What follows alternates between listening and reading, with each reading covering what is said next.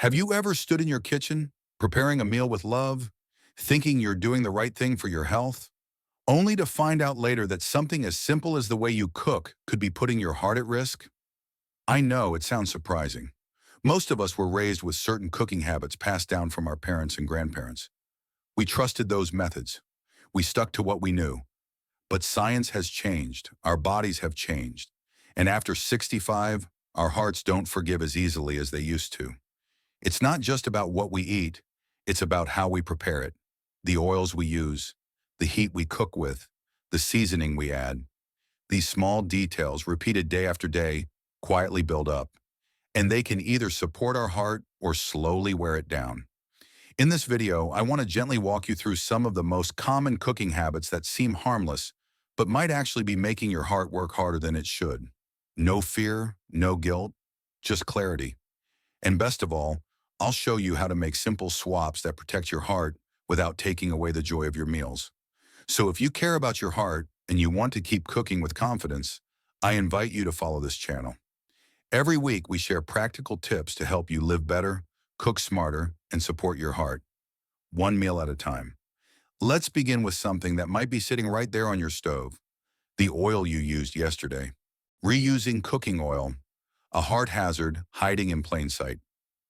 Now let's talk about that oil you used yesterday. Maybe it's in a pan you haven't washed yet. Maybe it's sitting in a jar, waiting to be used again. I understand. We grew up in a time when saving oil was a smart and thrifty thing to do. Nothing went to waste. It felt responsible. But here's something most people don't realize. Reusing cooking oil can quietly damage your heart over time. When you heat oil once, it changes. But when you heat it again and again, especially at high temperatures, it breaks down even further. This creates harmful compounds that are hard to see, taste, or smell. They don't just make your food less healthy. They travel through your bloodstream, increasing inflammation and putting stress on your arteries. And if your arteries are already a little stiff with age, like many of ours are, that added stress can slowly make things worse. You might be thinking, but I only reuse it once or twice. That's the thing. Even a few times is enough to create buildup. It's not about being perfect, it's about awareness. Because once we know better, we can do better. If you're still holding on to that used oil because you feel bad throwing it out, remember this. Your heart is more valuable than a few tablespoons of oil. Choosing fresh oil might seem like a small step, but for your heart, it's a powerful one. And speaking of oil, let's look at another one that often shows up in older kitchens. And it's not as heart-friendly as we once believed. Margarine, the healthy, spread that may be hurting your heart. Let's go back in time for a moment. Remember when butter suddenly became the bad guy? For years, we were told that margarine was the healthier choice. It was lower in cholesterol. It looked modern. It felt like progress. So many families, maybe yours too, made the switch and never looked back. But here's what we didn't know at the time.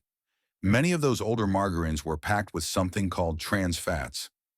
These artificial fats were created to make margarine last longer and stay solid at room temperature. But they also did something else. They clogged up arteries and raised bad cholesterol while lowering the good kind. That's a dangerous combination, especially for the heart. Now you might say, but I thought trans fats were banned. And yes, in recent years, the FDA has taken steps to remove them from our food supply. But here's the problem. If you've had the same tub of margarine in your fridge for a while, or if you're buying off-brand products, there's still a chance those harmful fats are sneaking into your meals. Even more confusing, some labels still say things like 0 grams trans fat, even when the product contains small amounts. If it's under half a gram per serving, companies don't have to list it. But when you use that product every day, those small amounts add up. So what's the better option? If you enjoy a spread on your toast or use it in cooking, consider switching to extra virgin olive oil or a soft, plant-based spread made without hydrogenated oils. These choices don't just taste good, they support your heart with every bite. It's not about guilt, it's about moving forward with better knowledge. And the truth is, most people over 65 have never been told the full story about margarine. But now you know, and that's powerful. Next, let's talk about something you might be reaching for every single day. even when you think you're being careful. And it's something that affects nearly every heart over time. Salt. The hidden salt trap. Why just a pinch adds up fast. Now let's pause for a moment and think about your salt shaker. Maybe it sits right next to your stove. Maybe it's on the table, ready for every meal. You might think, I don't use that much. And that's fair. Most people don't realize just how much salt they're actually getting, not from what they add, but from what's already in the food.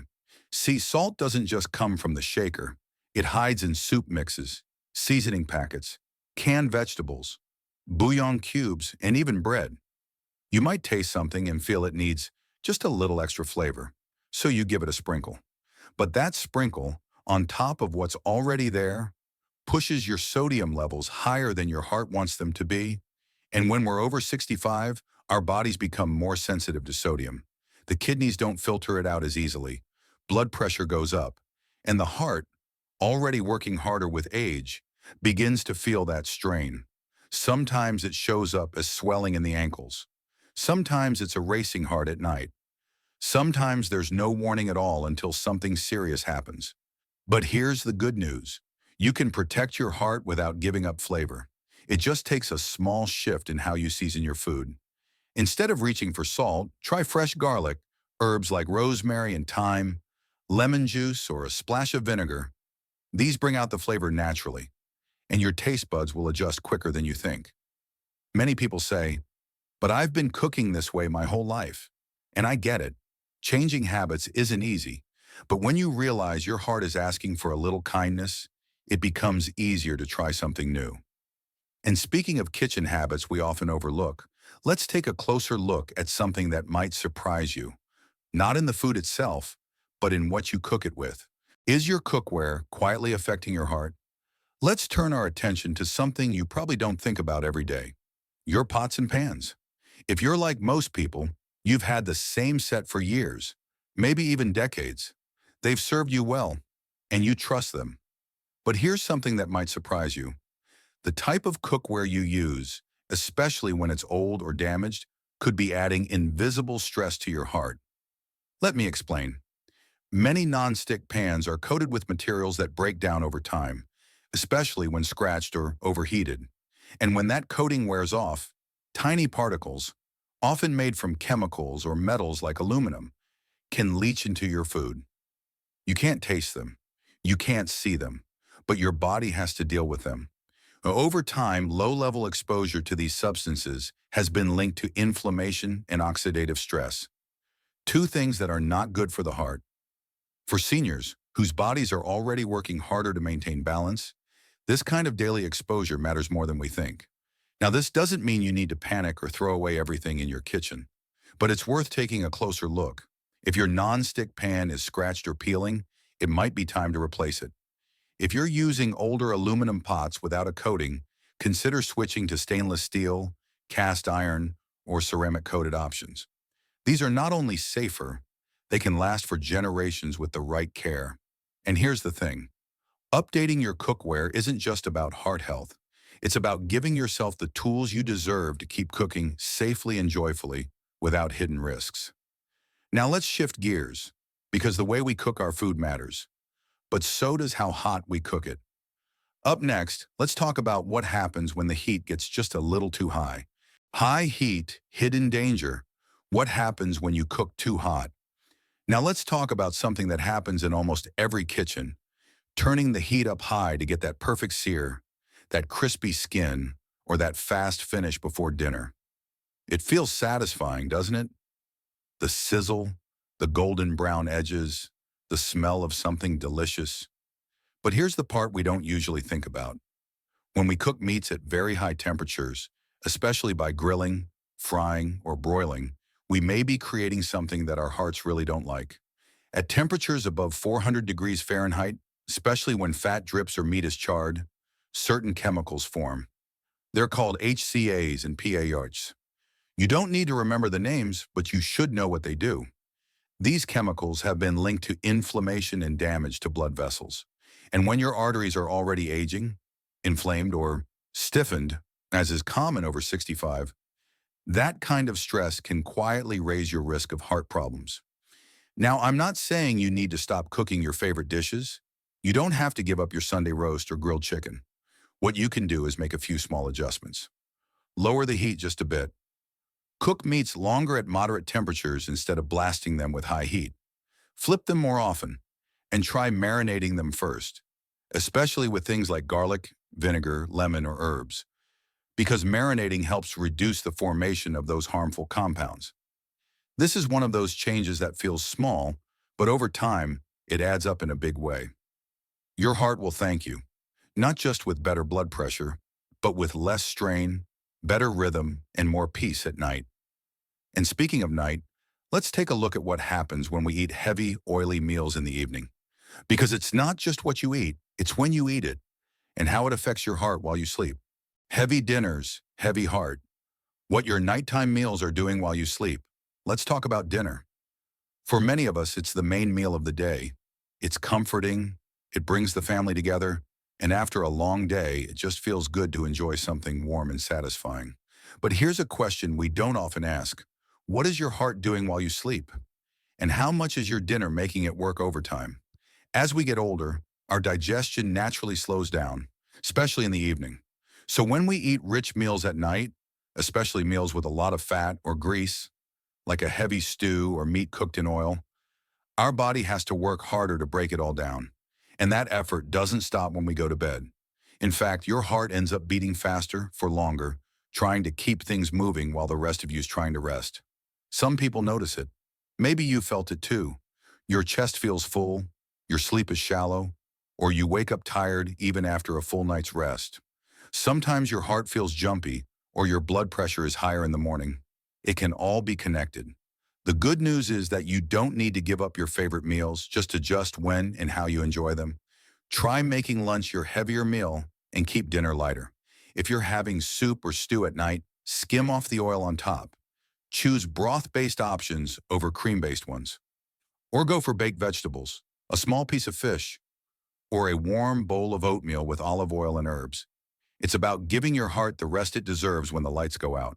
And once your nighttime meal starts working with your heart instead of against it, you may be surprised at how much deeper you sleep and how much stronger you feel in the morning. Next, let's move from when we eat to what we put on the plate, because there's one thing that's often missing in the meals of many seniors. And without it, your heart has to work twice as hard. Where are the veggies? Why your heart needs more than just meat and potatoes. Let's take a moment and picture your typical plate at dinner. Maybe it's a nice cut of meat, maybe a scoop of mashed potatoes or rice, maybe a dinner roll on the side. But let me ask, where are the vegetables? Now, I know many of us grew up with meals centered around meat. It was a sign of a good home-cooked dinner. Vegetables were often an afterthought, maybe just a spoonful of peas or corn. And honestly, when you're cooking for one or two people in retirement, it's easy to skip them altogether.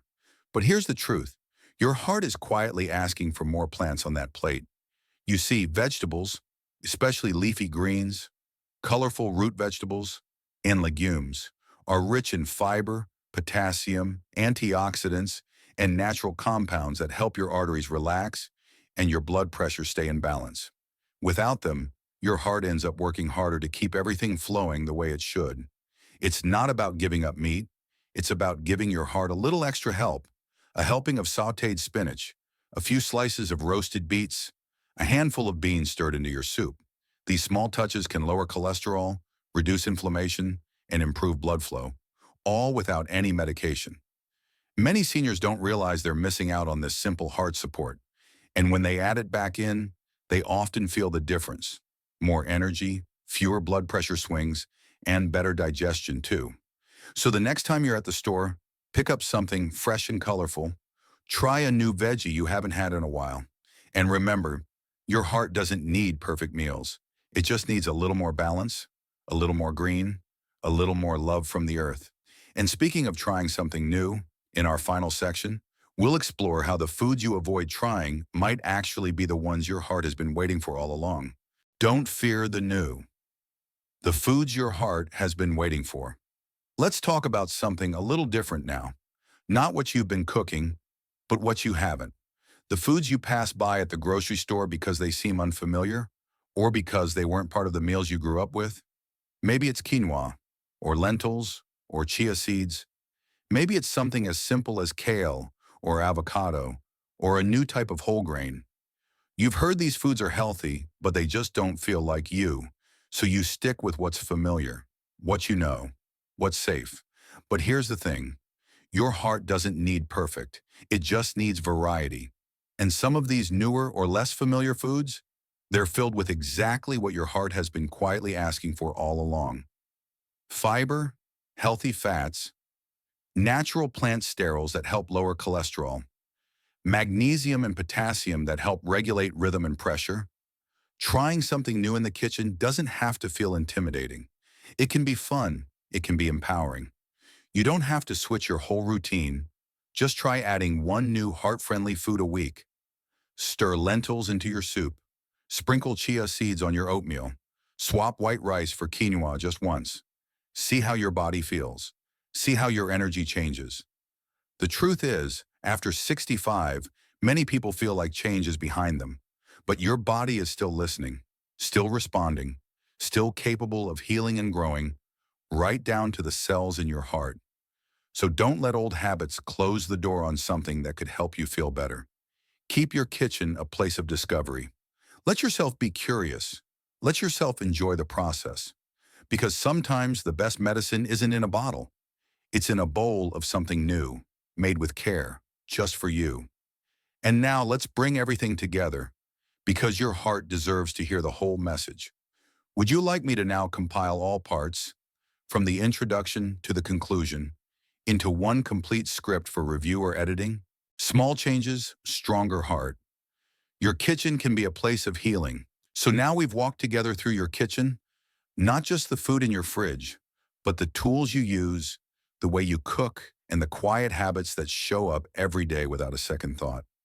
We've seen how something as simple as reusing oil, or turning the heat up too high, or forgetting a few greens on the plate can slowly add pressure to a heart that's already been working for 65 years or more.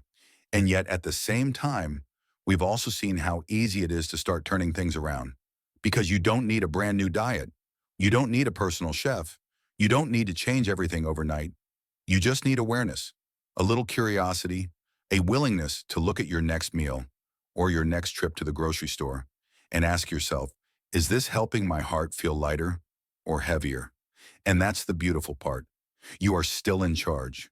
You still have the power to choose, to protect your heart, to sleep more peacefully, to wake up with energy, to feel proud of the care you give yourself every day. You've made it this far in life, and your heart has been with you through all of it. Maybe it's time we give it something back. If this message resonated with you, I invite you to follow this channel. Each week, we'll walk together through real, practical ways to support your heart and feel better in your body. Not with fear, but with confidence. Because it's never too late to love your heart. And sometimes it starts with the way you cook dinner tonight.